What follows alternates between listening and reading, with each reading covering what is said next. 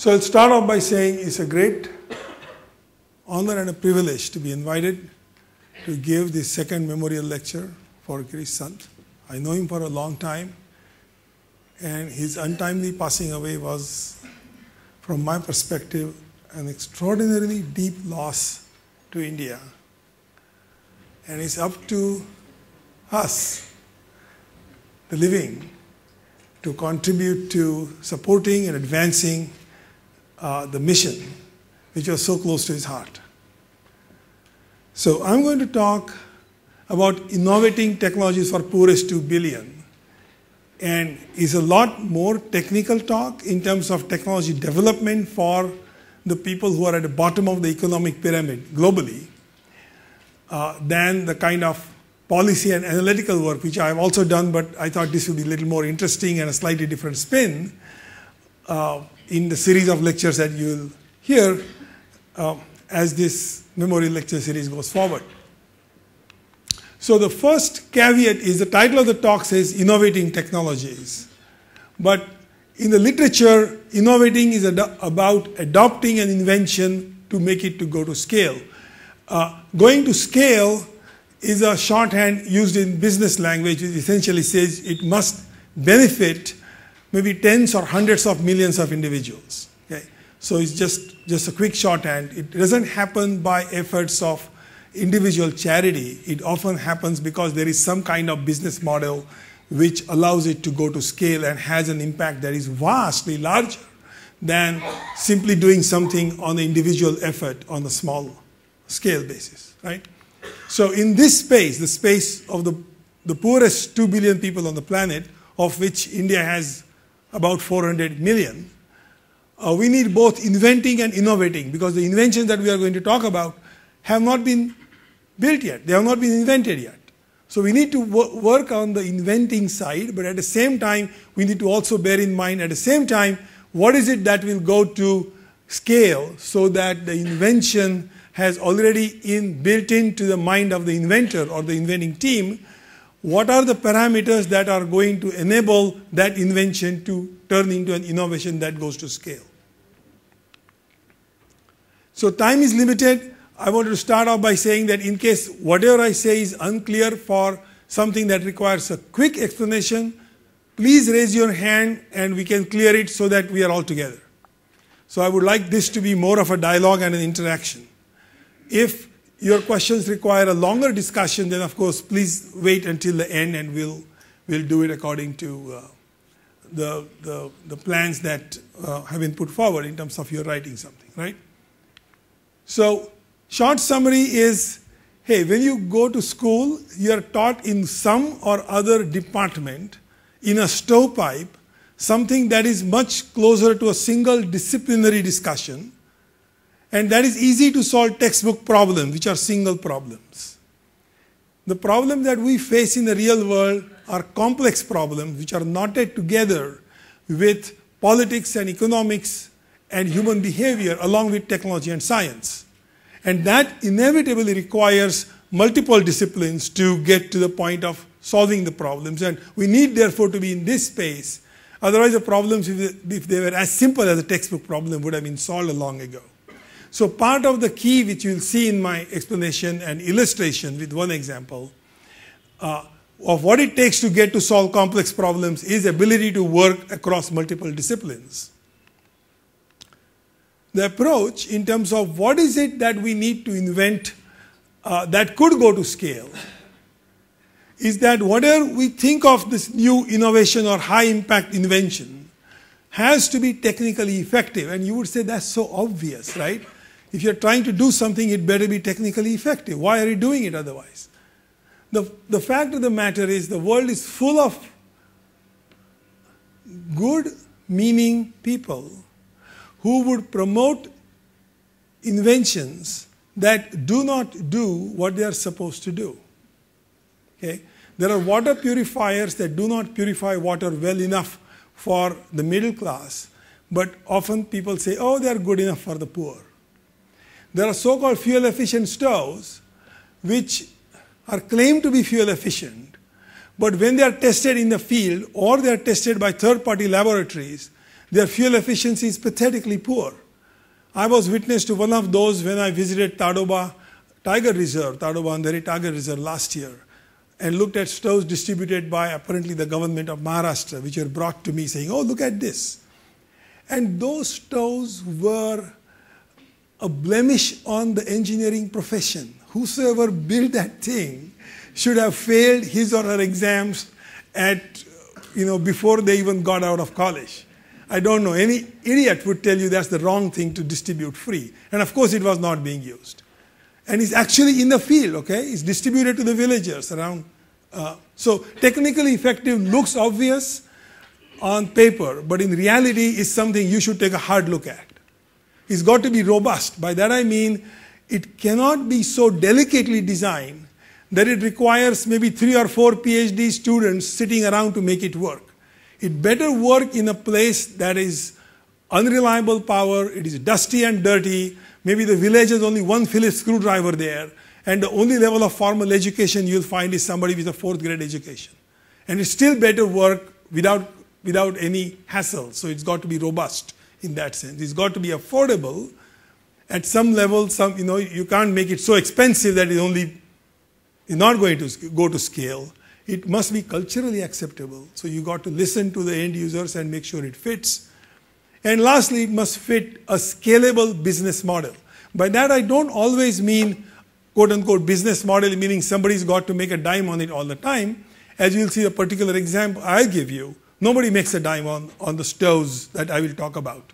But a scalable business model nonetheless talks about a scalable model behind the technology, the interlinks between the technology and the social system that surrounds it, in terms of its maintenance, in terms of its supply chain, in terms of its dissemination, that technology's placement in society has to be scalable.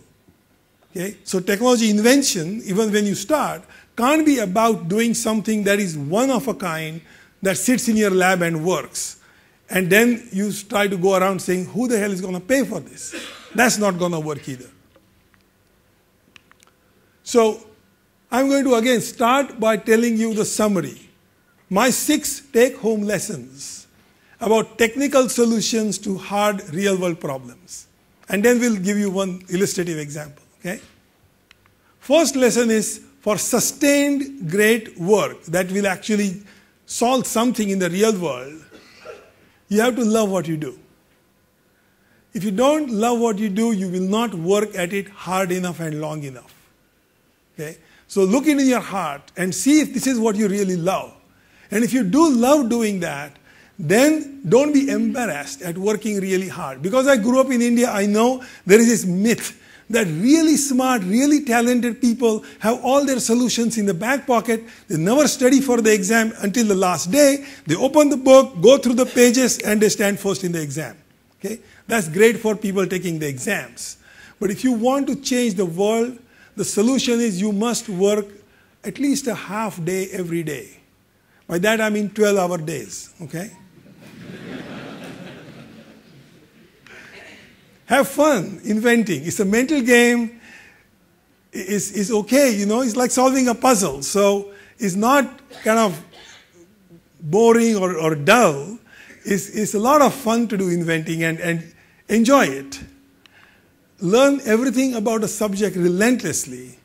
There is this fake story about inventors who go in the basement and they don't have to read anything that has been published, or they don't have to know anything that has been done before. And Edison, for example, writes about how he relentlessly studied everything with diligence, whatever was available, when he wanted to create an invention. But he projected an image of a genius who didn't have to study anything. He projected on purpose for getting investors in his companies, image of a genius who just went into his Menlo Park laboratories and out came patents. Okay? That's part of the marketing of Edison's genius. But we are not talking about marketing Edison's genius. We are talking about real world. In real world, you do not want to reinvent the mistakes that the predecessors have already made. So be relentless about finding out whatever is there, and then you'll have to find out more. Know your weaknesses. Team up with brilliant, energetic people who can compensate for your weaknesses. Nobody has enough strength in sufficient breadth of areas to attack a problem and solve it. So we have to do teamwork, and being able to do teamwork is a distinct, unique, important characteristics beyond your willingness to work hard and your talent and passion. So that teamwork passion has got to be there. Without that, it's not going to work. It's not one man's game, what we are talking about. Aim to fail quickly, inexpensively, and often. Remember, failure is not the problem. Failing expensively is a problem, for sure, because you can't recover. Failing late is a problem because you wasted everybody's time, right? And failing too late, too rarely, but expensively is the mistake a lot of people make. So in technology development particularly, you want to figure out how to fail quickly and often so that you will actually do a random walk, but you'll get to where you want to go, right? So don't get locked into a bad pathway or fearful of trying anything. And lastly, and this is, I think, quite important personally, be an optimist about yourself and about the world. If you're not an optimist about the world, you'll never even try to change it for the better. Again, same thing applies if you're not optimist about yourself. Okay? You have to be an optimist about yourself and the world, and you will change it for the better. But it takes some optimism. So these are my real kind of takeaway lessons. And then I'm going to illustrate that just with one example and walk you through it. It's an engineering science handle, and by that I mean that there are many, many problems which have handles. By handle I mean what is the way to get a grip on a problem. Different ways are needed to get a grip on a problem, and some problems of the poor people, the poorest people, have an engineering handle, and it takes engineering to get a grip on that problem. If you want to disinfect water, for example. Okay? But there are some problems which really requires a labor organizer, or it requires you to organize these people to come on the street and demand their rights. And that's not an engineering handle. So I'm talking about that subsection of class of problems which actually have an engineering handle. And I'm talking about only that section now because that's the skill I want to bring to the world to solve the problem that I'm going to talk about. Okay? So acknowledging Lawrence Berkeley Lab, University of California, the Blum Center at UC Berkeley, Big Ideas at UC Berkeley, US Department of Energy, eventually only 2013 USAID, NCIIA, and lots of individual donors and advisors, and lots of us, lots of volunteers, now more than 50. Okay? So the problem is reducing hunger, rape, and violence against women and girls in Darfur. And this all starts with the Darfur conflict in 2003, when 400,000, mostly men, in fact exclusively men, and some babies also, were thrown into burning huts. All of them were murdered by the Janjaweed. So the 2.7 people, mostly women, girls, and children, who survived were driven into crowded IDP camps. This is map of Sudan. At that time, Sudan was not split into two countries. It was one single country. It was the largest country in Africa. Just Darfur alone, which is this part, is the size of France. Gives you an idea of the scale of the problem. All these people who ran away after their villages were burned, lands occupied, their herds of donkeys and goats were possessed and slaughtered or taken away. All these people did not leave the country. This is enormously big. So they went into camps and they were internally displaced people. They remained inside Sudan. Okay? So different laws apply if you're an IDP versus if you're a refugee. If you're a refugee, you come under some UN protection. If you're a refugee in your own country, you're not technically, by legal standards, international law, you're not a refugee. You're just an IDP, internally displaced person. And this is what happened to them. Each of those shelters houses a family that had its own subsistence farmland, its own herd of goats or donkeys. And now they live in, essentially pathetic shelters made with mud and tarp and sticks. And they have no resource other than the food that was given to them by the UN World Food Program, which was powdered grain and some oil. And that was it. But they had to go out of their camps to collect fuel. Otherwise, you can't eat powdered grain and oil. So the women had to leave safety of the camps. And as you can imagine, if they leave if you create highly concentrated settlements of 100,000 people in the middle of just south of Sahara Desert, and they start collecting fuel wood, you get a zone of biological denudation that keeps on growing because the biological productivity is very low. So you keep on collecting and burning wood or biological combustible material from farther and farther and farther away. Okay? So when I went there in 2005, we ran a survey. We found out what was the amount of time they were taking. Already in 2005, the average duration of the trip was more than 7 hours. This is what the landscape looks like, and you have to walk out. And this is when they were attacked by the Janjaweed, systematically raped or sexually mutilated and humiliated. This was the way of the Janjaweed to figure out how you can do something like ethnic cleansing, because in those communities, a raped woman is rejected even by her own family and by her own clan, so it's worse than death. And the reason women were having to go out to collect fuel wood was because if men went out and the Janjaweed caught them, they would be killed. So the choice for the family was who goes out.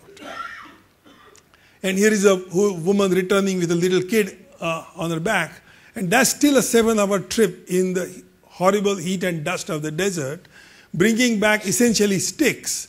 The median diameter was 2 centimeters. We measured how much wood they brought, how much wood they burnt, what kind of food they cooked.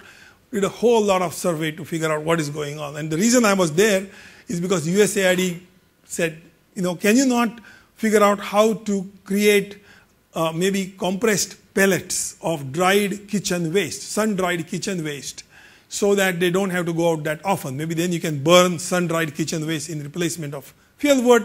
Maybe the risk will decrease. Turns out there's not enough kitchen waste to start with. These guys are getting powdered grain and oil. There's not enough kitchen waste.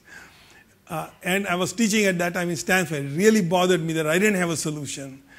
But here I was kind of saying, what can we do? So I started collecting more and more information of what was going on. And I discovered that these guys actually cook on 3-stone fires. Okay? Literally 3 stones and a round bottom pot that is supported on the 3 stones with a fire lighted underneath. And this is exciting because 3-stone fires are only 5 to 7% efficient. By that I mean 5 to 7% of the chemical energy in the wood ends up as heat in the pot. So heat in the pot is the numerator. Chemical energy in the wood is the denominator that you measure, for those of you who recall, something called a bomb calorimeter. Now that's how the engineering handle. Maybe you can do something with that. It doesn't have to be so bad. Maybe you can push it to 12% or 20%, and maybe the risk will be reduced in proportion, right? So here's a weak spot in the kind of causation chain that was leading to all this pain and a stain on humanity, all of us. And that was leading to this, and maybe we can do something about it. It's not a complete solution. The complete solution has to be political, but at least there is a solution that reduces their risk 3-fold or 4-fold, and as you'll see, actually can bring some economic prosperity too. So earlier Stowe's effort in Darfur was a British NGO, a major one, figured out how to make these stoves out of sieved local clay, donkey dung, and water, all mixed together. You make a paste, you make this stove. Okay? And many other NGOs adopted it. The trouble is neither the British NGO nor those who adopted this stove have any means to measure its efficiency. However, the NGO said, well, it saves 50 to 60% of the fuel, it has less emissions, so that's what we should do. So lots of people were doing this by the time we went to Darfur.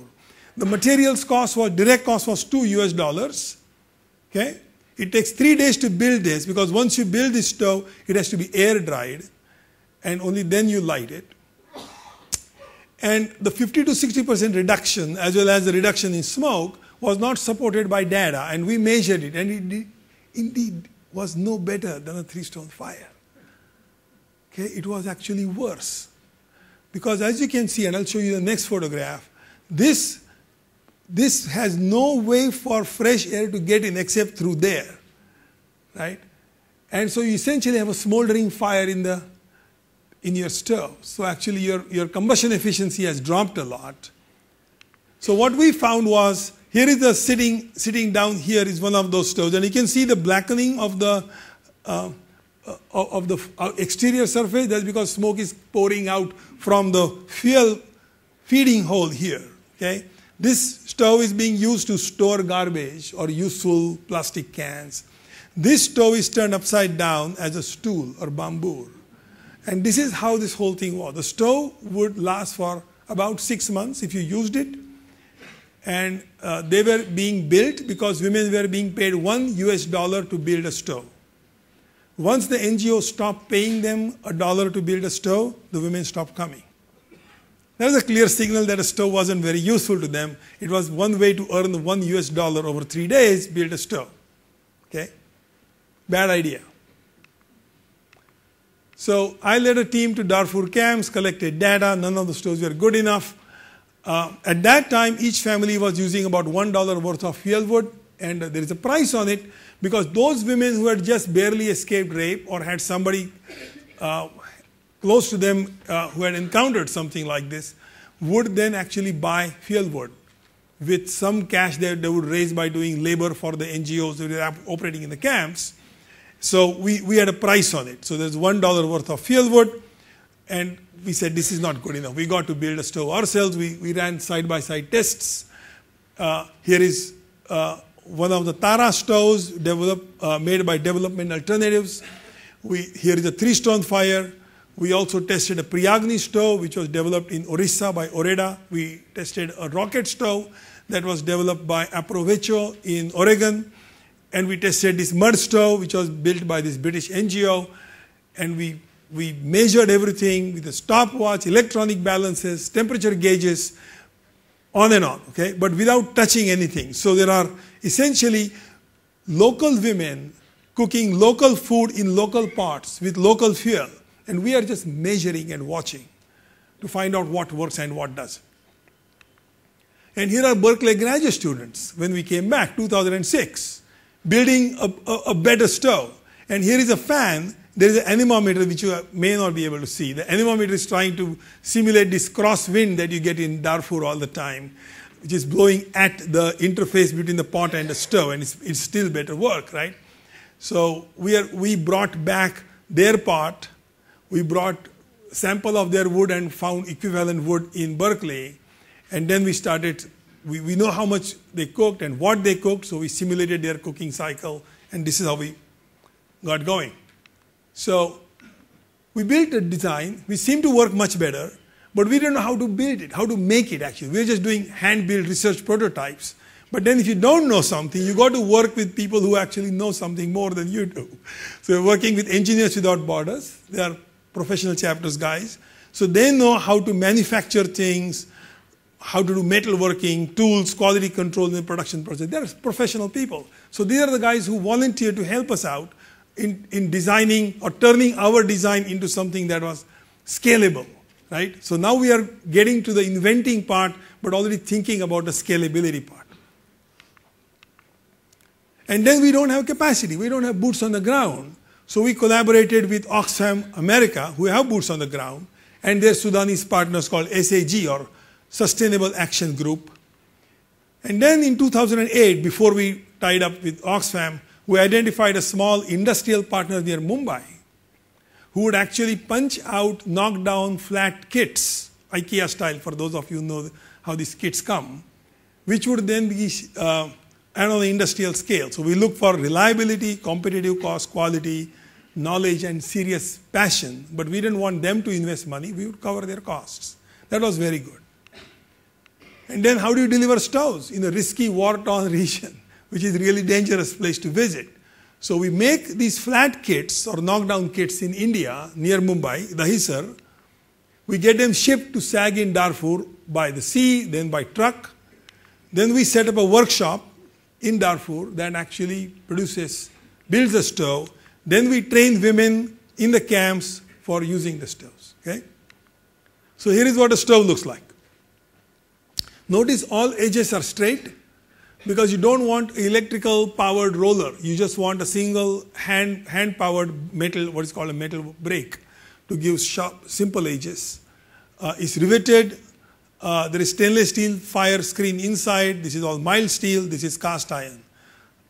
It was iteratively designed with Darfur women cooks, listening to them and asking questions about what is it that we could do better. The 14th version is a stable version. That is why it is called V14. And I have it somewhere here. I brought it. It was in a box. I don't know where the box is now. It's outside. Oh, it's outside. Okay. So maybe we'll bring it in after my talk is over. We'll get a look at it. And now I'll try to see if we can actually make this work. I want to know how to make this. Actually, I know how to make it work from here. I think. Right? There it goes. So this is the assembly shop, right? The assembly shop, you can see, is a very straightforward thing. Stoves come in here, the flat kits from Mumbai, and they get built into a body, very simple. These are all refugees who have come. Oh, you brought the stove too. Thank you. You can just leave it here. This is good. Thanks. Perfect. We'll leave it on one side here. So they're hand building. We supplied all the tools. We supplied all the training. These guys live in the camps. They are the ones the 20% who survived the massacre in Darfur by the Janjaweed. And you see they're cutting, they're bending the top collar. The top collar is right here. So this is all hand-built stuff. The only mechanical piece that gets done with any power at all is riveting. The whole stove is riveted together with some 64 rivets. The production is kept track in terms of getting a serial number on each stove. And here is the blue thing is the compressed air line, for which we bought them a compressor, for which we bought them all the tools that they need. And now these guys are very good at riveting. They actually got very good. So, and here is a woman who does quality control at the end. If the stoves are not good enough, she sends them back to be disassembled and put together again. And the other woman does quality control of the flat kits at the start, because in that culture, women do not do metal work. But we wanted to bring in women into the process anyway, so they are doing the control, and you would see it was at that time just called Oxfam America and Darfur Stove. Okay? We built our first 1,000 stoves in a single month, in contrast to the mud stove that takes 3 days to build for one person. And we essentially were aiming at one stove every 5 minutes. Now we are talking, right? There is some chance that we'll actually relieve some misery on some scale, not just inside a laboratory, but have an impact. This is what it looked like in 2010, the stack of stoves in the workshop. Here are kids standing near a pile for distribution. $20 per stove, US, includes delivery and training of the women. In parallel, finally, we got funding from US Department of Energy, and now we have set up one of the best labs in the US for biomass stove testing, where we measure emissions at 1 hertz with particle sizes from 5 nanometers to 5,000 nanometers, on and on and on, rapidly. The key point here being that metric of effectiveness is how fast you can do experiments and you know what works and what doesn't, because you want to move on. This is how it compares to other stoves. In the same category means that they are all natural wood burning stoves, not pelletized fuel, and they are all natural draft stoves. That means they do not have fan or electricity. Okay? So natural convection, natural wood, about 2 centimeter diameter median twigs. That's what these stoves are. Measurements are done by Jim Jeter, who runs a lab for US Environmental Protection Agency. So third-party measurements by US EPA. And the publication is in Environmental Science and Technology 2012. We just took the data from his publication, so arm's length. and Berkeley-Darfur stove is right there. You want lowest smoke. This is PM 2.5 emissions, or a way to measure smoke, per unit of energy delivered into the pot. This is carbon monoxide per unit of energy delivered into the pot. Ideal stove would be sitting down here, nearest to the corner. That's what this green arrow indicates. Lower emissions, you want to be there. So BDS is not that bad. Okay, Berkeley-Darfur stove, BDS for short, is doing quite well, even though we actually built it as if our pants were on fire, every day worrying about what is it holding us back and what next should we do. Okay? Now, how does it compare on cost and performance in terms of thermal efficiency? This is thermal efficiency in percent. Again, remember, numerator is amount of energy that goes as heat into the pot. Denominator is amount of chemical energy in the fuel. And this is the retail cost data, which is not published by Jim Jedder, but collected by my postdoc, okay, in 2012 by Dr. Carl Wang.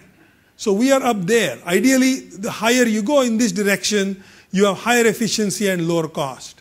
Okay? So this is 3-stone fire, carefully tended and minimally tended, is about maybe 12%, 15% at best. And BDS is about 36% with that error bar, and we measured it very carefully, it's 38%. It's pretty good. So what's the impact? Because by the time we did this survey in 2010, fuel wood was not within walking distance for most of the women. They were selling part of their food rations to the middlemen who would smuggle it out, and this is truly Dickinsonian in his misery. They would sell part of their food rations to middlemen who would smuggle it out and sell it for cash in the cities. And with that cash, they would buy fuel wood from other middlemen who would smuggle fuel wood into the camps. The camps are surrounded by Sudanese police. Okay? So it's a grim situation. And so it is a cash economy for fuel wood by now. So we could ask them, what was the percent of money you're spending on fuel wood? 33% before they got the stove. This was done in about 80 families in January of 2010. 7 months later, they got the stoves right away. They used the stoves for 7 months. The follow-up survey said, what's your savings, or what's your household budget now? On fuel wood, it was 15%, and the price of fuel wood hadn't changed.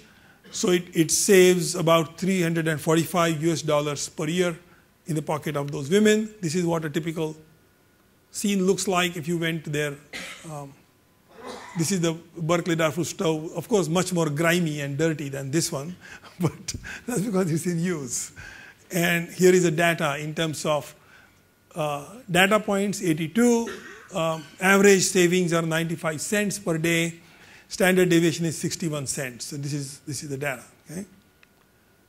So 2013, we are making stoves where there is not enough room to store them. So the assembly rate has now gone up to 175 stoves per day.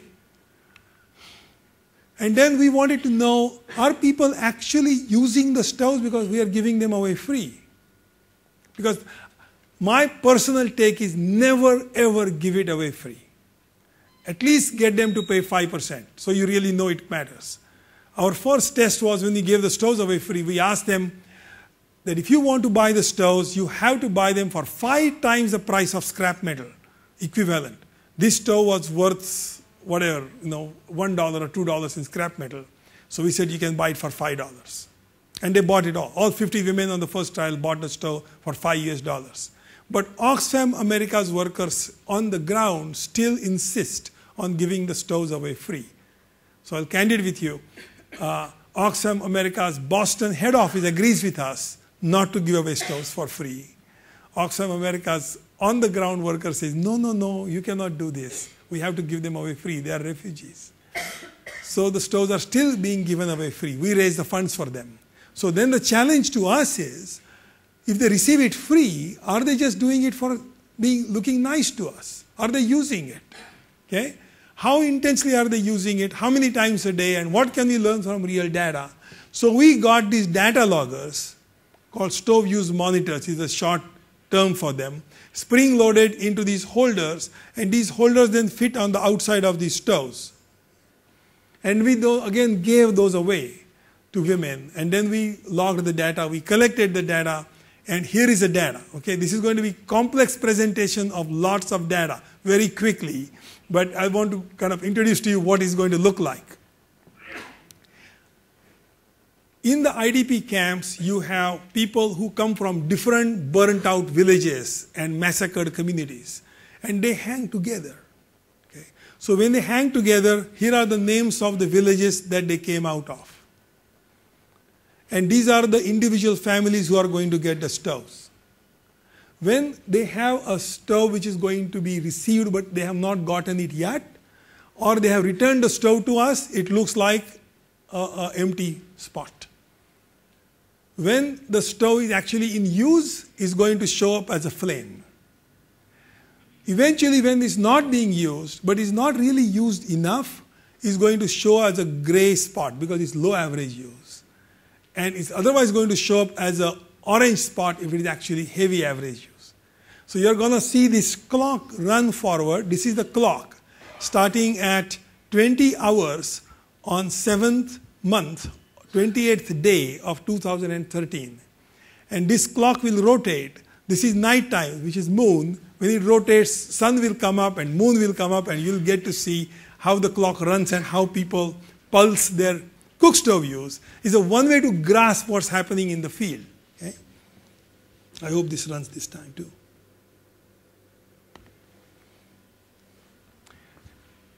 Here it goes. So first, nobody's using them, right? And now you can see morning comes, evening comes, sun sets, everybody cooks in the evening. Again the sun sets, everybody cooks in the evening. Again the sun sets, these guys haven't gotten the stoves yet, okay? So you essentially see this pulsing effect of what's going on in terms of who is using the stove, when are they using it, how intensely are they using it, what is the average use in terms of hours per day. This bar would move up and down, okay? And all this data gets presented all the way, now is all collected, now is being analyzed. And what we learned is when we asked people in a social science survey by going to them, what do you think of the stove? Are you using it? 99% of the family says, yes, sure. Okay? This happens again and again. We even use smartphones and what is called open data kit, all fancy software, but it's a social survey. And consistently 99% of the families, maybe 99.5, say yes, sure. Okay? But when we collect these data in the end, we find that about 30% of the families haven't used the stove. And that's called courtesy bias. These families want to be nice to you. They don't want to offend you. You have given them a free stove. Maybe if they offend you, you won't give them a blanket next time. So they are being nice. Any smart people would be nice to somebody. You got something free today, you got to wait for something free tomorrow. Point being, once you know this is a courtesy bias, 30% courtesy bias, now we know that the savings that we actually measured, and they were measured savings, are the measured savings even with only 2/3 of the people using the stove. So if we actually started selling the stoves, maybe only 70% of the people will buy the stoves. Our effectiveness will be much greater. So these are some things we have not figured out how to achieve yet, right? And now you can see the stoves being withdrawn, the circles being empty because sensors are gone, and you would see some people, like this woman here, she actually uses the stove for making something that she sells, like toasted peanuts. So she's using the stove very intensely and so on. So there's a lot of social stuff, this family as well. But we'll move on. So we so far have built 35,000 stoves, helping 200,000 people. Each $20 stove saves $30. So you multiply this number with that number, and you get $60 million in the hands of the women and their families who have got the stoves so far. And we'll do 10,000 more stoves, which will give them $17 million worth to those 10,000 families. This is the non-profit website, because university's job is to create knowledge and disseminate knowledge, not change the world. It's the job of the NGOs and the government and the businesses who will change the world. So in this case, we have to go to the NGO model, potential energy. My own lab, we have many research projects, is gadgillab.berkeley.edu. And at that point, the recap of what you already heard, just illustrated in one example. Okay? And that's it. Policymakers. I'm not a policymaker. So I'm going to tell you what it looks like from the other end of the tube. Okay? Policymakers make policy. We try to help along as well. So technology development takes time. So be patient, but be watchful. Insist on third-party measurements of field impacts. It's like Ronald Reagan talking to his staff during the Gorbachev discussions, which is trust and verify, right? So you trust but verify all the time with third-party measurements. Implement incentives. Currently there are none in India for academics, engineers and scientists to address hard and important societal problems. Currently it doesn't matter whether you actually benefit society or not. You live off the tax dollars from the Indian population and you're an academic and you publish journal papers, it's great. Who cares, right? Even policymakers have to know their weaknesses and they need to hire savvy technical people on their side too, otherwise they get sometimes taken. And they shouldn't punish for failing quickly or inexpensively. They should invest in teams and people rather than on a particular technology. So with that, I would like to end. I think we are doing fine on time.